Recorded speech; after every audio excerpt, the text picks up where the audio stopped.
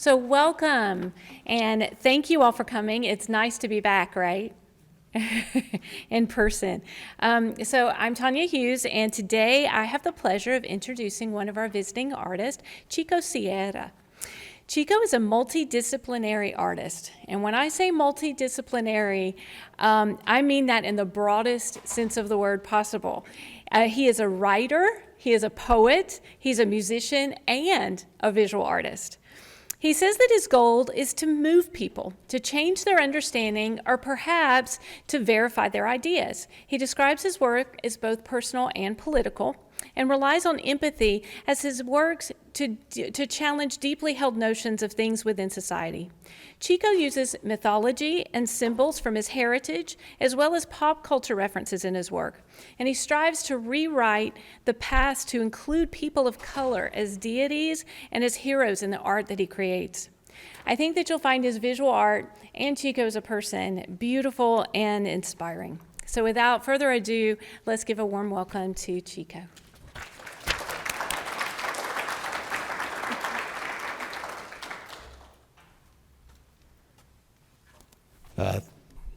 My name is Chico Sierra. I want to thank the Nerman for giving me the opportunity to speak about my art, and thanks, Tanya, for a wonderful introduction. I don't know if I'll live up to it, but I'll try. Like I said, I wanted to kind of go through some work and then get to like the stuff I do now. I like to say that, my work is personal and political. I mean, being a Chicano artist, a Latino artist, some indigenous background, I think anytime you sort of place your culture within your artwork as an artist of color, it sort of becomes political, whether you like it to or not. That's just sort of how folks will describe it. This is sort of my earlier work, sort of when I started taking things more seriously. I use the buffalo as an icon a lot, and there's sort of like illustrative work and watercolor, which I sort of was into for a really long time.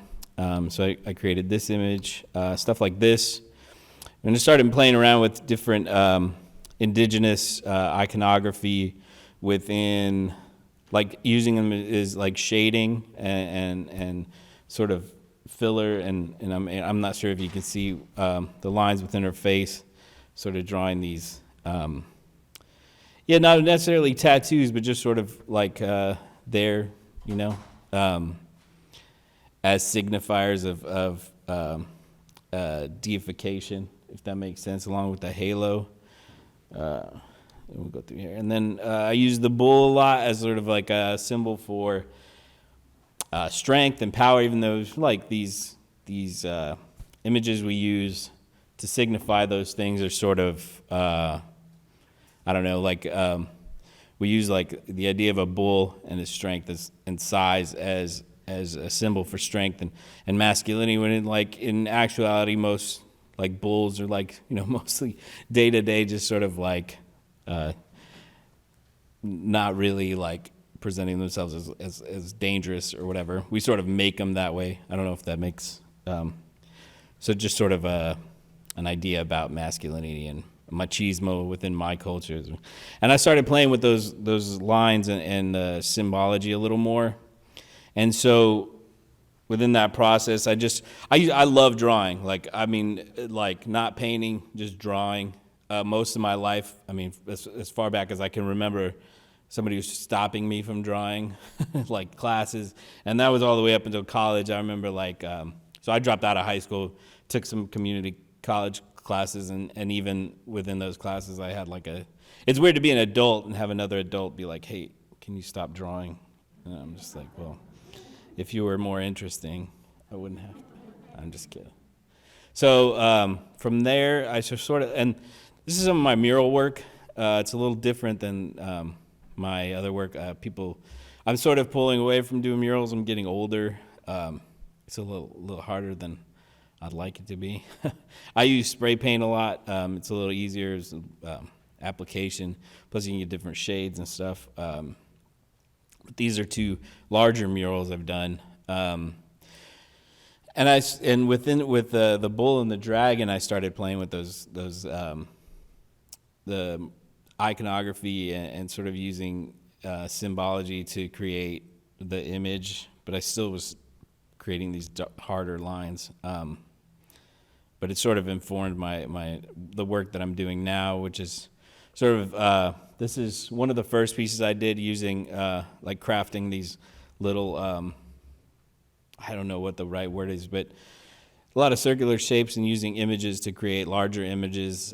This one was still sort of, there were separate images, and I started piecing them together.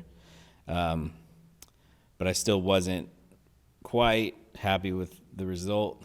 And here's another one I started getting, like broadening my I don't know if the right word is alphabet, like the iconography I was using. I wanted to have specific symbols for specific instances, and then build larger images from very tiny. So my idea is to say everything that I want to say within each piece. I had a hard time, like when I was doing pieces before, just a lot of what I think about and a lot of what I'm trying to convey is it's built within science and like microbiology, physics, astrophysics, things like that, just sort of getting really minute and to say something very large. So that was the idea with these newer pieces. I hope that makes sense. Everybody catching on? Everybody catching that? Okay. So this was a piece I wanted to sort of pay an homage to my hometown, which is El Paso, Texas, and this is currently here on display. So there are some symbols that are sort of within this image. It might be only like specific to El Paso as like a knowledge base. Like if you've been there, you know. So I wanted to use a star quite a bit for, El Paso is in Texas. I would say it's in Texas. It's not a part of Texas. We're more closely like linked to New Mexico and even Juarez, which is a sister city. So and there is this symbol. This is like cowboy vaquero, which is just sort of a Mexican cowboy, and there's statues of this specific image all over.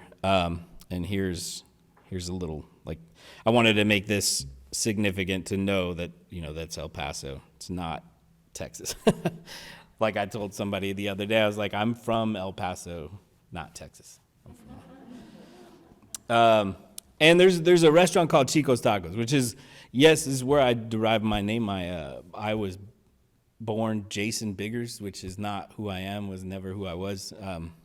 My mom just wanted to try and give me a leg up.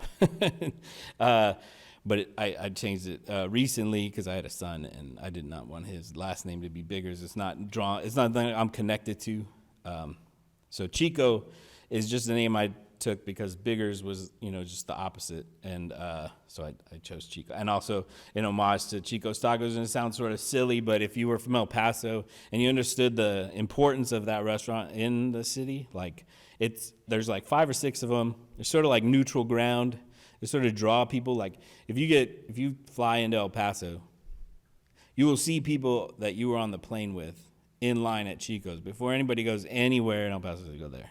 And either love it or you hate it. If you hate it, something wrong with you. So the reason I bring it up is in the so there's a big sign, it's Chico's, and the character on the billboard has like he's a sombrero, typical like Mexican character, and he's got his hand sort of in this like chef's kiss symbol, right?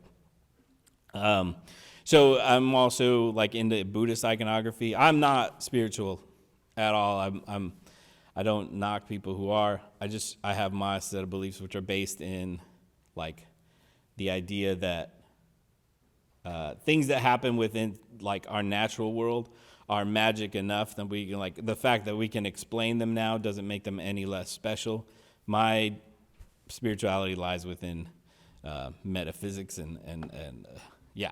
So I use all these images as a way to create a link from indigenous iconography, spiritual symbols that started out as the first science. I believe that in creating these myths and stories and religious beliefs was a sort of the beginning of our discovery that led into science.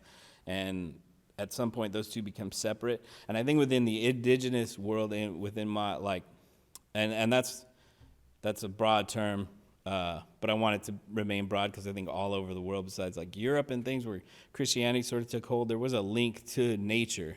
I think people were trying to figure nature out. That's why there's sort of a natural root to these spiritual beliefs. And I think that colonialism sort of cut a divide in there, which is why we are where we are, where technology is sort of has this importance, and we think of progress in this light of the technology that we have. But the damage that we've created with, wanting to move faster, be somewhere faster, all these things is irreparable. And I believe if we had tried to move further within nature's confines, we'd be in a lot better place, if that makes sense. So that said, I'm trying to create this link of history within my work to bind those things. And not to take like a spot in that lineage, but just to sort of, as far as creating it within myself. If, you follow? Everybody follow? All right, cool. Because I'm going to keep going. So I think, am I pushing time here? Good? All right, cool. And this is sort of another piece I just sort of wanted to get into. Like, this is something I'm practicing with, sort of moving on from there.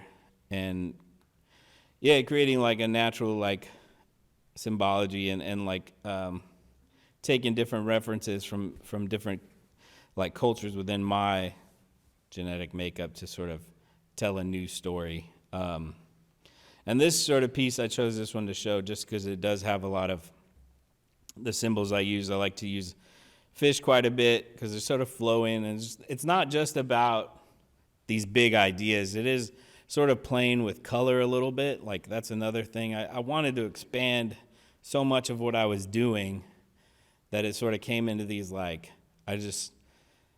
with all the lines and all the input, I can sort of mess with color and play with color a little bit more. Because, the human mind will just sort of create the color that it wants to see, you know what I'm saying? Like, we all have different, and also within the symbology, I wanted to create like different experiences for each person. So everybody will find something new in different pieces, which I've found through just exploring my work with other people. And this my most recent piece, large piece, is sort of like it. As I was creating it, I was having different folks look at it and help me find different images, and sometimes they didn't see stuff that I intentionally put in there, and so would find things that I wasn't necessarily like looking at, or I think it's like subconsciously you just sort of do things, and then they just sort of happen to fit into a mold. Like I said, like the human mind is just sort of funny like that. So I'm not sure if you can see the central figure, this sort of woman, and this is sort of like my like creation piece, like just sort of the idea of a cycle. So we have these women here. Can y'all? I'm not seeing. That's the funny thing. It's like hard to see these figures here, sort of pouring in this like mix of like, and the idea of particles and waves and the differentiation of how they're experienced and sort of going into this groove. And there's all sorts of things in here that I've intentionally put in, things that I haven't found. So it is all about, like, my work is just about representing myself, but also a bit about self-discovery. Coming from a mixed race household, like, and there, because of racial situations, like my mom married a black man when I was very young, and that sort of put a divide in my family where we just became this whole other entity outside of there was a line cut in our, I guess cultural, education, if that makes sense. So I don't have a lot of ties to any of my indigenous culture, and there was also just these family situations caused these divisions in my family, and we were sort of figuring things out now as we're older, sort of coming to terms with who we are, and also I was born in El Paso, Texas. I'm predominantly Latino, and it's a very diverse place. So it didn't become something that I was searching for until I moved here, because there's such a distance from where I'm from, and it's been good to sort of engage with the Latino community here. I didn't even really become a part of it or even know about it when I first moved here. I just sort of was hanging out with college kids and didn't really understand the divisions in Kansas City, and so sort of finding that community and sort of wanting to discover my own identity within my work. I am mostly a visual artist now. I've done music and written and stuff like that, but I think visually it's easier to convey a message. It's hard for me. I mean, I think I did write and I did do music as different ways to sort of communicate. I'm not the best person face to face in conversation. Sometimes it gets a little. I get a little everything gets convoluted. I'm always thinking about a million things, and I was what's the best way to just sort of cram everything into what I want to say. So these newer pieces, these sort of, I'm not sure what to call it, sort of drawings, large drawings, are me trying to say everything about everything, all in one piece without having to and just the conversation is, what does this piece represent? And it's just everything I was thinking about at the time. And they're sort of created in the moment. Sometimes I'll have an idea and start there, but there's no specific reason why I chose to use this woman as the central figure. And then to use it sort of the same imagery throughout. It just happened that way, and then so the meaning sort of comes as I'm creating it, sort of and that's the journey of self-discovery. So yeah, I think that's all I've got to say. All right, I'll let you go. Thank you. I'm not sure. Hi, my name is John Davis Carroll. I teach drawing and painting here at Johnson County Community College, and I'm here to introduce Carol Zastopol. Carol and I have both showed at The Late Show. We're survivors of The Late Show, right? Carol got her BA in art education at KU, and she got her master's in fine arts in textile design and weaving at KU as well. And that kind of really explains a lot of Carol's work, to me at least. You can go down and see one of her beautiful paintings down at the Kansas Focus Gallery on the first floor, for those of you who are here. The way I look at her work, to me at least, is kind of like Iowa in the tropics, is the way I describe her work. And it's a real pleasurable, fanciful, or fantasy type of conceptual work to me. So I'm really glad that she's here to talk about her work. By the way, Carol was born in Oklahoma, and then she grew up in Dallas. So we have two Texans here that may not want to claim they're Texans, right? Right. Okay. And then you have a show coming up, too, at the Dom Gallery, which is in Sedalia, east of here. Great. So, everyone, give a warm welcome to Carol Zastopol. So thank you, John. That was very nice. I'm really happy to be here today. And I want to start by thanking Catherine Morse for the invitation, and to Bruce Hartman, who curated and included Hidden Lake Road in Real Unreal, and special gratitude to Bruce for his support of local artists by purchasing works for the museum's collection. Thanks too to other individuals who have backed me along the way: Alice Thorson at KC Studio Magazine, Bob Stewart at New Letters, a magazine of writing and art, arts writer Elizabeth Kirsch, and gallerists Todd Weiner, Tom Dethridge, and Jody Wilkins. And thanks to all of you for being here today, and to Chico, who I just found out is not a Texan, but an El Pasan. But we're both touched base in Texas at some point. So you'll know what's coming. I'll discuss my landscape paintings in Hidden Lake Road in the Kansas Focus Gallery, give a preview of an upcoming exhibition at the Dahm Museum of Contemporary Art in Sedalia, Missouri, and a glimpse of what I did on my summer vacation in lockdown.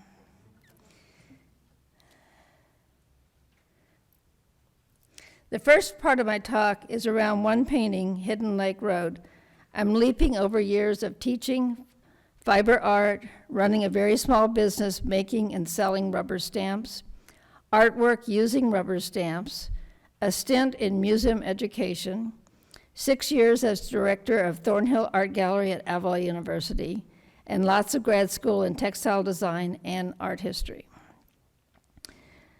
I'm beginning with Hidden Lake Road in Real Unreal in the Kansas Focus Gallery. My understanding is this gallery came about to show Kansas artists.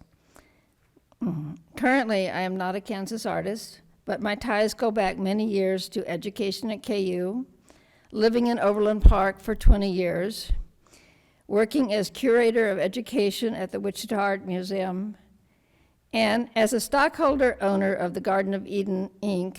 in Lucas, Kansas. I'm showing a quick look at the garden for those who are unfamiliar with it. I started painting seriously after I retired from teaching high school art. I set up a studio. I can't say enough about having a proper, dedicated workspace, a place where there are no interruptions, and at the end of the day, I don't have to clean up. Before that, it was the kitchen table. We moved. I sold that studio and moved home to a big room and another room for a gallery. This is my gallery room. It's a wall in my gallery room. My first 30 or so paintings explored various approaches to landscape. Painting small in oil, mostly 12 by 12s, I could complete a canvas quickly, sometimes more than one a day. I kept reminding myself it was just a small, inexpensive stretched piece of cloth, a prepared canvas, nothing precious. Mistakes could happen. At times I found a stark white surface intimidating, and this is a good rule for me to remember.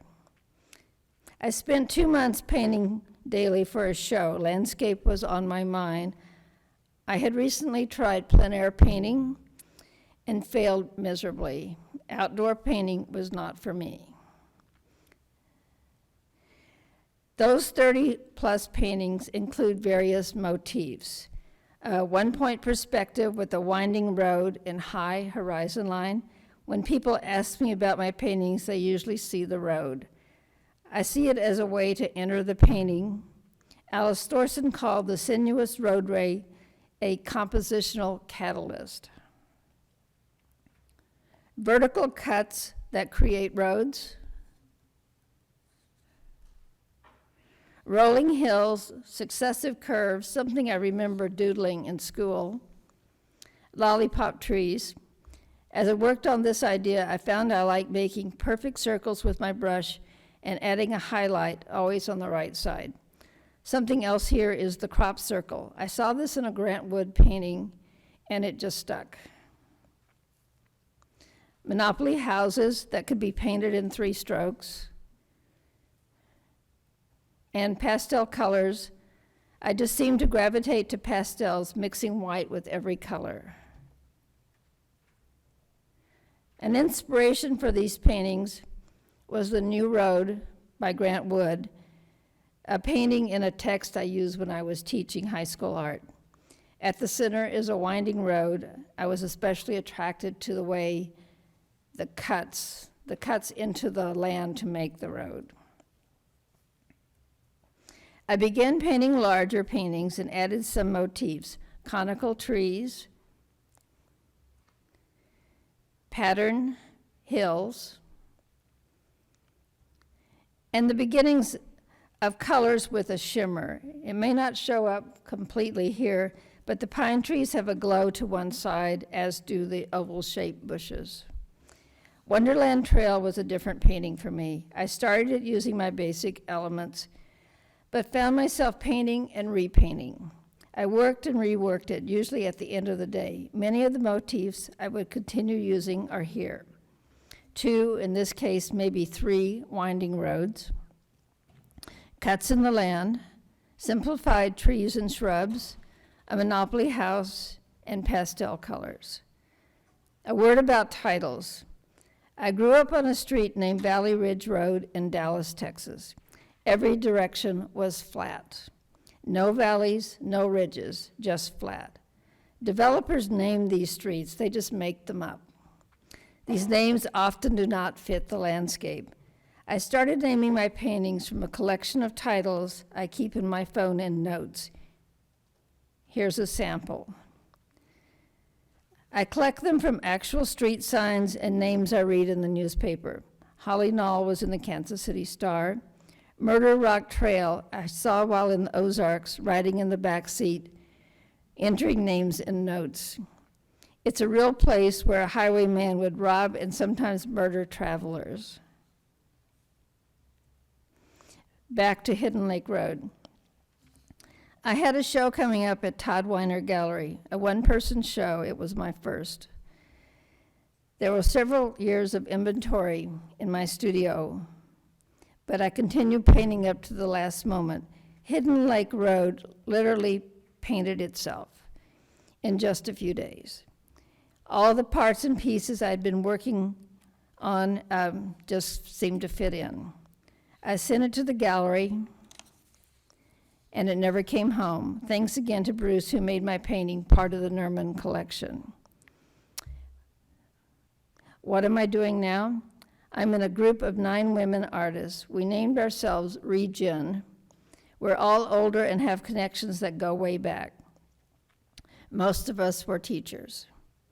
We have an exhibition starting September 30th at the Dahm Museum of Contemporary Art in Sedalia, Missouri, titled Unsettled, Settled. That's a nod to art making and the pandemic. The show has been in the works since late 2019. Then in early 2020, it was put on hold. It was again planned for summer 2021 and later rescheduled to begin September 30th and end December 19th this year.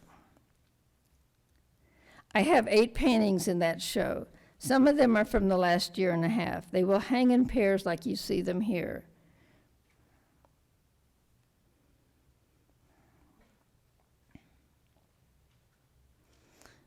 The road here is replaced by water.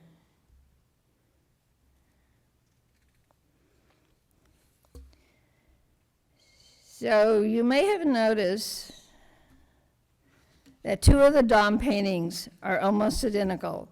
This is COVID effect.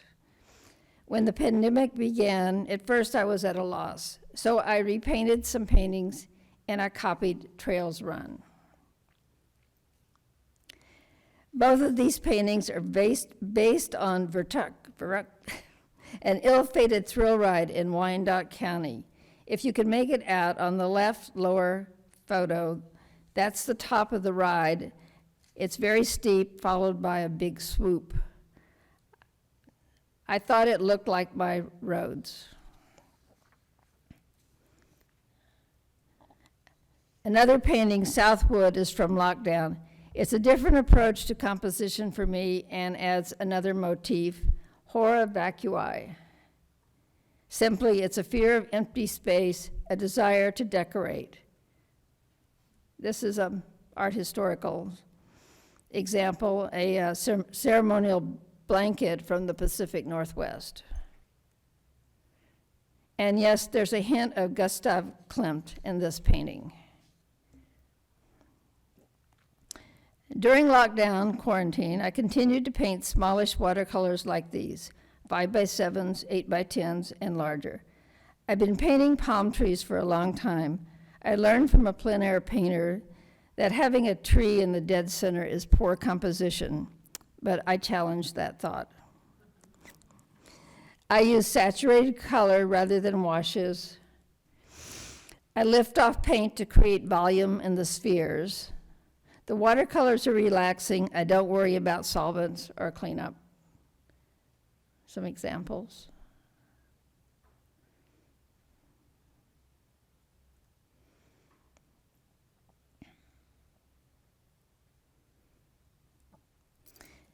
Before the pandemic, I spent a week as a guest at UCross, an artist retreat in Wyoming. I made collages using stickers, the kind that come in the mail from charities and on produce. I trimmed and combined them to make flowers and vases. These are sketches for larger works I started as the virus rolled in. For bigger compositions, I added flowers from catalogs, birds from nature magazines, and created flowers using food and charity stickers. Look at the top to the left. There is a COVID spore poking out. This fall, I'm honored that Flyers is featured in the I-70 Review, a literary magazine. 3 other untitled versions.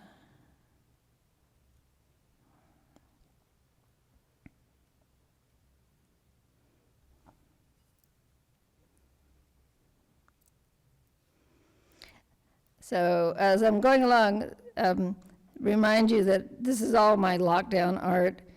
And one of my rules I set up during lockdown was that I wouldn't go to the store and buy art supplies, so no shopping. By now you've observed that I use print media for ideas. In the Wednesday food ads, I see luscious hamburgers with a myriad of ingredients. I started collecting them and saving them in a big blank book. I was looking at burgers and how they are assembled, the way so many ingredients are piled layer on layer. I use this organization as a compositional tool, loosely drawing and lightly painting. I wasn't looking for a realistic sandwich. It wasn't working, so I turned the image 1/4 turn and looked at it as a series of stripes.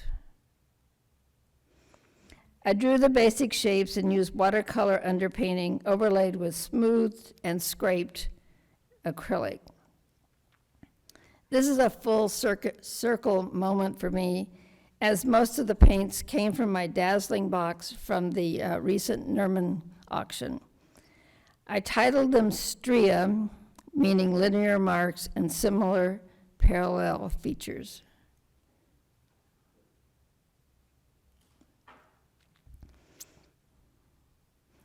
Later, I did do a little painting of a hamburger. To close, I'll show some playful hangers. I made these from found materials, things people usually throw away. You may recognize what those materials are. Thank you very much.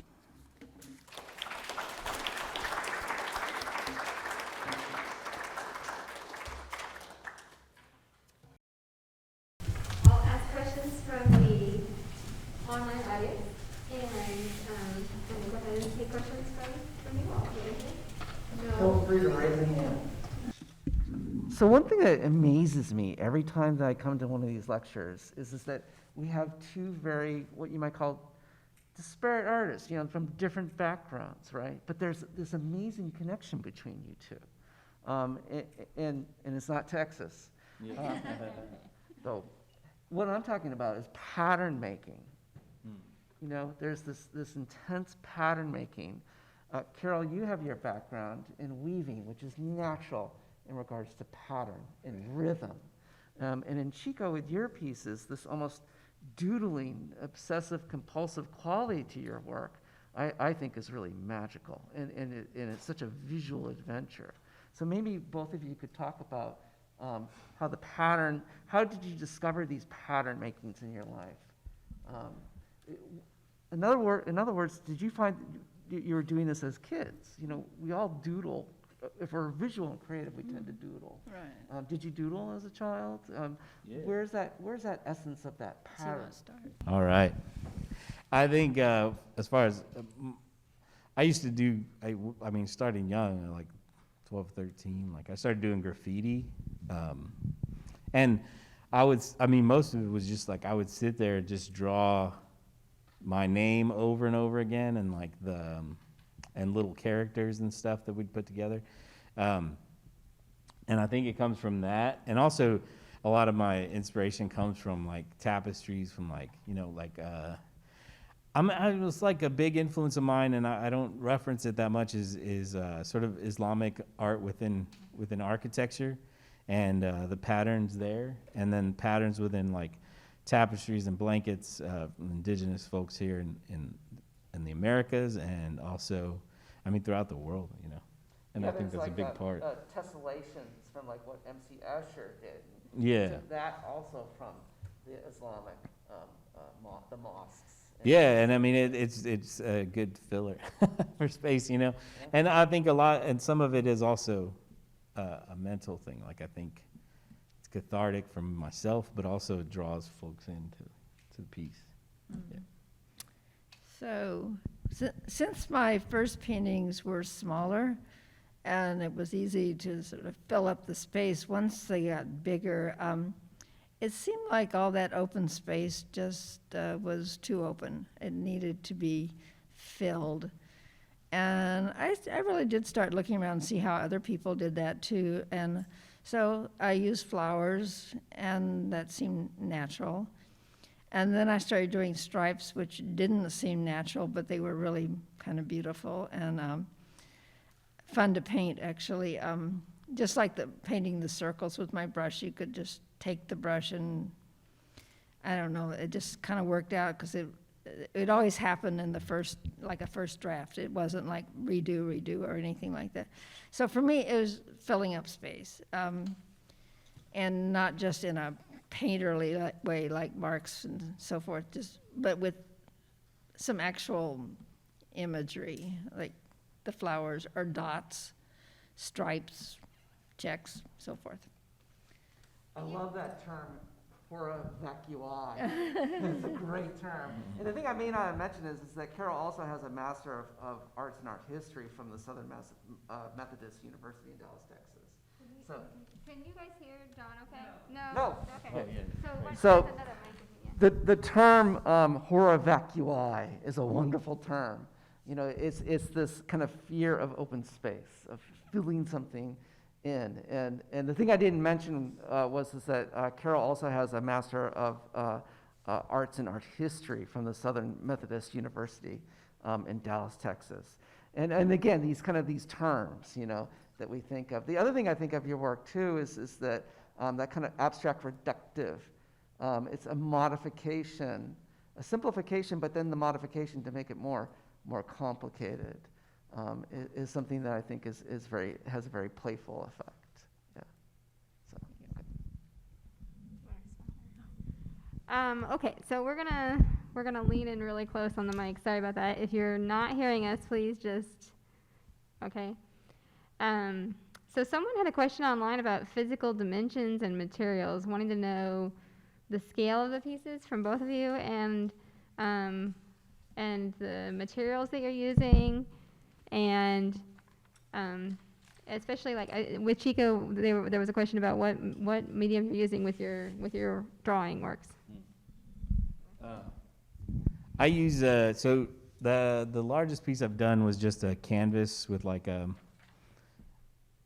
primed canvas, and I use like these Molotow acrylic markers. I tried brushes, which is just kind of like I need continuation, like I need consistency for what I'm trying to do, so it's easier to just have like a paint marker. Plus, they just feel better. A lot of the earlier pieces are all uniform to this type of paper I was using, which is it's called a cocktail paper by Fabriano. It's like a metallic kind of paper, and I think I started on that because I love the way it felt. And I mean, a lot of times when you're doing artwork, it's just like a good combination of feeling and like texture and stuff. Sort of worked out. So most of my pieces are on I think it's 19.5 by 27.5. I got the dimensions down right. But I'm expanding. I'm doing larger works. The largest one I've done, which I showed earlier, was 5 by 10 feet. I'm trying to go a little bigger than that. Yeah. So mine aren't quite that big. Like I said, they started out really small. Typically, the paintings you were seeing today were 36 by 48 in that range. I would like to paint bigger, but I think I'm sort of at the point that at that size that works best for me. Those are oil paintings, and like I said, I like doing the watercolors because literally you can just put the brush down and walk away, and you don't have to worry about a ruined brush or anything else like that. The collages I'm using these stickers that come in the mail, and I have lots of them now, except I've been using them up. And those are very time consuming because each little piece has to be cut and stuck, and a lot of it has to be glued, so it's very slow. Yeah, the Stria, that's really pretty much finished. I thought they were really gorgeous when I did them, and I think they'll probably just kind of remain on the back burner.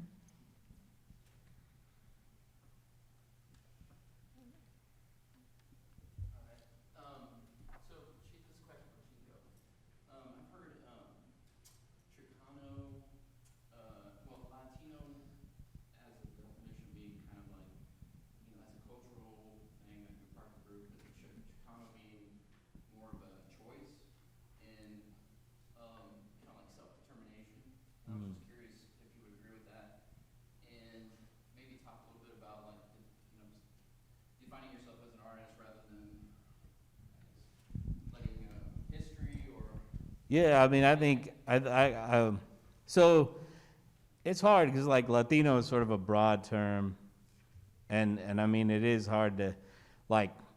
I'm trying to do away with like Hispanic. I think that's the thing that folks are, because our roots that separate us from Spain are indigenous.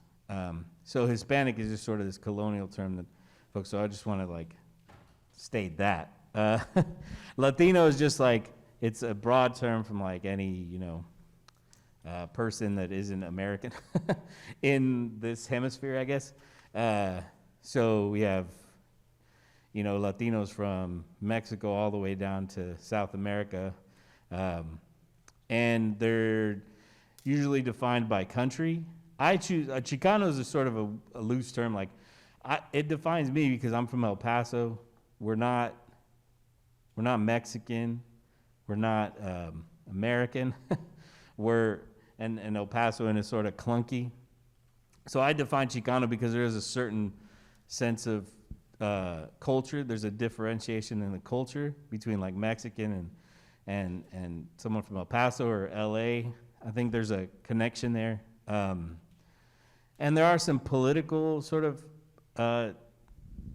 histories behind the term Chicano, but I use it because it does define me as a Chicano, a Latino from El Paso who has these cultural differences than say like a Colombian or who are also like Latino to a sense. But it's tough, man. Like it's like, that colonial mindset, that sort of thing that creates these differentiations. Like I said, like I don't know if I'm politically minded in most instances in my life, like when I'm talking to folks and I have ideas. Within my work, I try to have like a broad representation of ideas. But because I'm Chicano, because I'm Latino, because I have an indigenous identity, they're seen as political. Like you just see like indigenous symbology or whatever.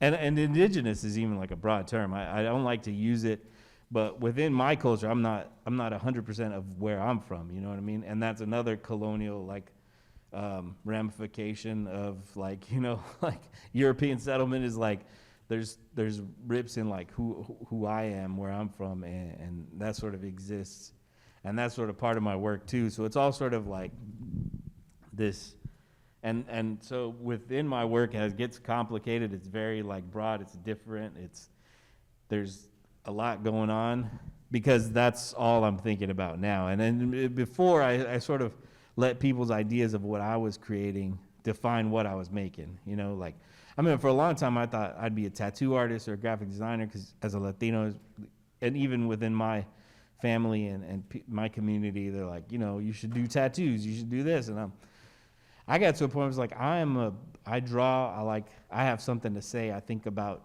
these broader subjects. I respect tattoo artists 100%. It's not for me. It's hard work. I did like I just want to make sure, because I have a lot of friends that do it, and they're great, and they're amazing artists, and they have something to say too. But from what I wanted to say, and my skill set was different. So all that said, like, I guess I'm Chicano.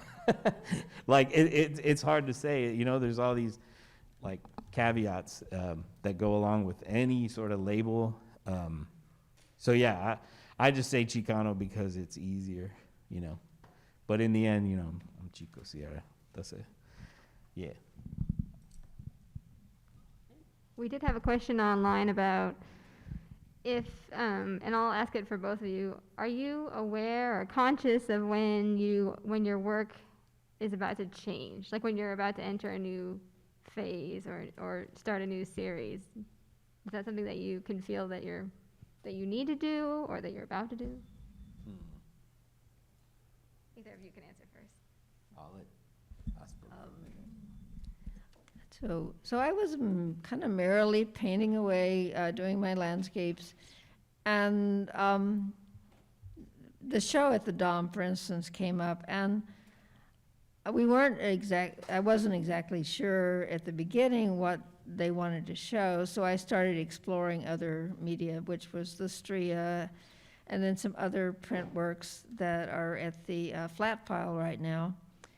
And it kind of just, I just sort of moved away from the oil paintings, and one reason is I started thinking about the health effects of painting in oil in a closed-in room. So lately, the watercolors, the cutting and pasting and so forth, it just seems safe, and it's also seems like something that fits right now. And I guess I would say I like to make things, so it doesn't really matter that it changes, and it can just be making something new. Yeah, I mean, I think my work has changed from time to time based on, like materials. I think the big shift from what I was doing previously to now is the spaces that I started to be in when I was talking to folks about like artwork, and folks sort of having this confidence in what I was doing. Like Bruce Hartman bought a piece of mine, and that gave me like a bit of just starting to have conversations with folks. I'm like, oh, I'm on like a certain level of expression that I wanted to be at wasn't really matching with what I was creating. So I started to think about, like, I intentionally broadened what I was doing, and I think that I knew it was coming. But like, as far as like, sometimes it's just about like I do murals. I love doing it, but like, you know, you were mentioning the like using oils and stuff. Like spray paint is like extremely toxic. And I mean, you know, you should wear a mask and you should wear glasses. I never do. I just don't think about it. Like, I'll wear a mask. I bought a, $50 mask. I put it on, and then 20 minutes later, I take it off for a second, and then I paint the rest of the mural without a mask, just not thinking about it. And it started to affect me, and for a long time, I did it illegally and whatever. So I just wanted to be at a place, yeah. And I think that changes what you're doing, like just materials. I I used to just draw a lot and do like sort of like graffiti stuff, and sort of like came across watercolors and started doing more like illustrative work, and then wanted to change up what I was doing, and I chose a different medium, different paper, and that shifted how, like what my work looked like. Yeah. So this is kind of can y'all hear me? Okay. So this is a question for both of you too. So on your website, I love this phrase where you talk about finding pressure points in society's psyche that you want to exploit. How, and we're just hopefully, right, coming out of COVID. I'm being optimistic. So we're hopefully leaving COVID behind gradually. How are, in society, things that are happening in the world, how does that impact your work as you're thinking about the conceptual content that's there? So, just with when I say pressure points, I'm like visuals usually, and there are certain things that like will attract people's mind politically or whatever. But I mean, I think there are things that are ingrained in our memory, like genetic memory, that I sort of use in my work. But that's intentional and just part of my practice is using indigenous iconography. Indigenous being the broad term, worldwide sort of things that have come up in our, is anybody familiar with the idea of genetic memory? Just sort of having these like, I think if instinct exists in your genetic memory, then so should artwork predating, like our existence, if that makes sense. So I like to use symbols that I think fit into that and in my work, and I believe it draws folks in, but also the idea. Yeah. Question was about. I think basically the question is how do current events and the state of the world right now impact your work? Oh. I mean, I'm definitely butchering that question, but that was the gist of it. I didn't bring these today, but I did do a few kind of political things. I get a lot of junk mail, and so like those stickers come from charities. Well, I got, during the election, I got so many pieces of mail, and so I started making collages with those. But I don't think I want to really do political work that I would be known as doing.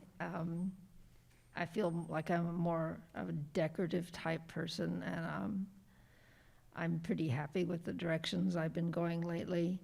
And I'll just keep those little political things to myself.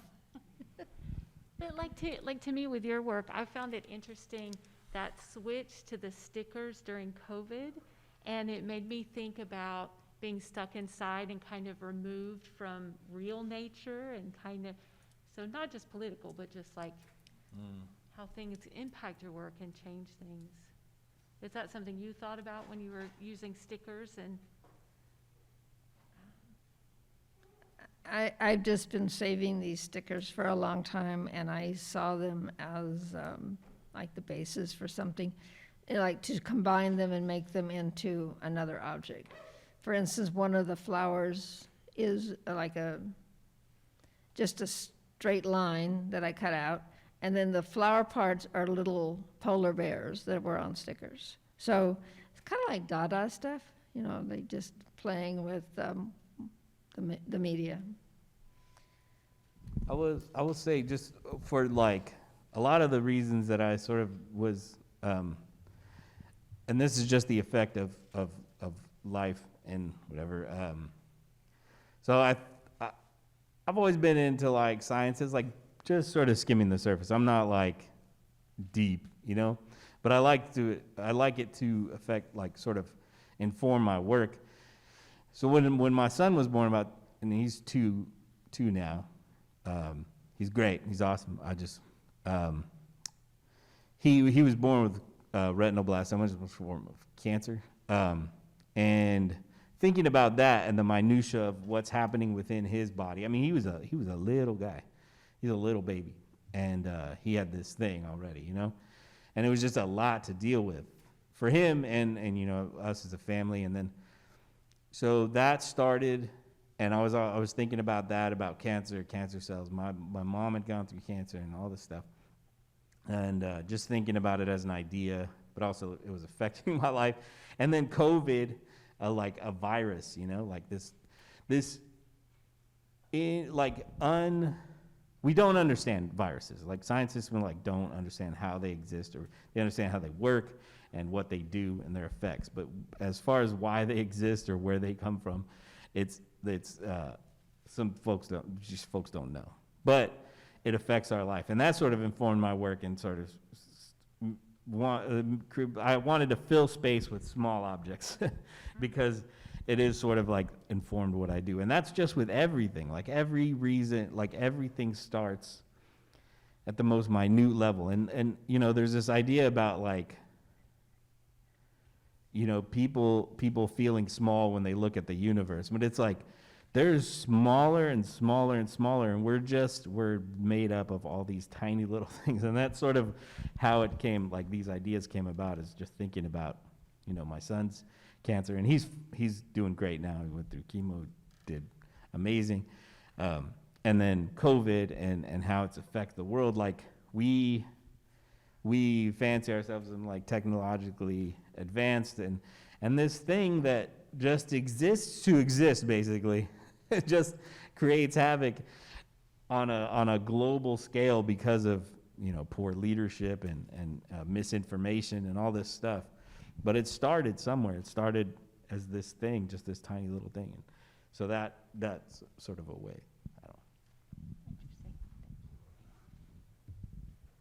Yes. Yeah, both of your works are wonderful. Thank And you. I'm Thank you. curious about your creative process. Specifically, when you're working, do you have or need a particular environment, be that music, or do you have a ritual that you do before you have to start working on something? Okay, can I just? Yeah, sure. So what the gentleman is talking about is there a ritual, or is there an environment? Is there a rhythm or a place that you guys go to? Is that correct? Yeah, okay. I'll let you.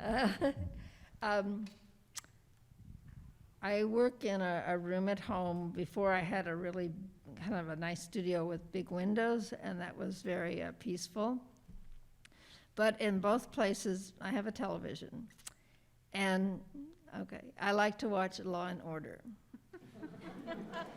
And I can watch it all day long, and unfortunately now they're weaning me off of it on this certain station. So who knows what's going to happen, but that is my creative juice. Thank you. I don't know if I'm like I do something that's sort of private for a second. You know what I'm saying? I smoke something. I mean, it's legal in most places. So I'm just gonna, and it is an attention thing. Like I suffer from ADHD and I'm unmedicated for a long time, and it sort of helped me to focus. Like I know that there's like different. It affects people differently. It affects me a certain way. I do like talking about it just because I don't want to put the stigma on it. I don't condone it for anyone under 18. Your brains aren't done functioning. Like I am an educator, I'm a teacher in some aspects, so I want that to be clear. But I do go, I put on like music or I listen to like a documentary. Like it could be, as long as I'm listening to something that's sort of innocuous and I don't have to look at it, then I'm good. Which is a lot of like documentaries and like. I do listen. My go-to is like, and it's awful. And it's just I don't know why, but like, just not awful. Kanye West is like my go-to for anything, and it's so like College Dropout is my go-to album, and it's funny, but it is like just the right spot. And I listen to like old school hip hop, Kool and the Gang quite a bit. But it starts with like Kanye and then goes down from there. My musical tastes are varied, but yeah, I don't know. I'm sort of going on. but yeah, that's my ritual. We